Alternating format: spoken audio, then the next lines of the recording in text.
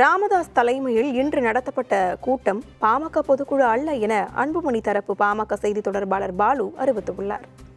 பாலு வெளியிட்டுள்ள அறிக்கையில், பாட்டாளி மக்கள் கட்சியின் அமைப்பு விதிகள் 15, 16 ஆகியவற்றின் அடிப்படையில் பாமக பொதுக்குழு உள்ளிட்ட எந்த கூட்டமும் பொதுக்குழுவால் தேர்வு செய்யப்பட்ட கட்சியின் தலைவர், பொதுச் செயலாளர் ஆகியோரால் கூட்டப்பட்டு பொதுக்குழுவால் தேர்ந்தெடுக்கப்பட்ட கட்சி தலைவரின் தலைமையில்தான் நடத்தப்பட வேண்டும் என தெரிவிக்கப்பட்டுள்ளதாக சுட்டிக்காட்டியுள்ளார்.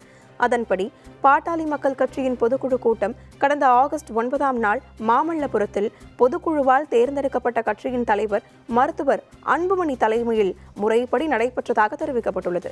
அதில் நிறைவேற்றப்பட்ட தீர்மானங்கள் குறித்த தகவல் இந்திய தலைமை தேர்தல் ஆணையத்துக்கு முறைப்படி தெரிவிக்கப்பட்டு இருப்பதாகவும் பாலு தெரிவித்துள்ளார்.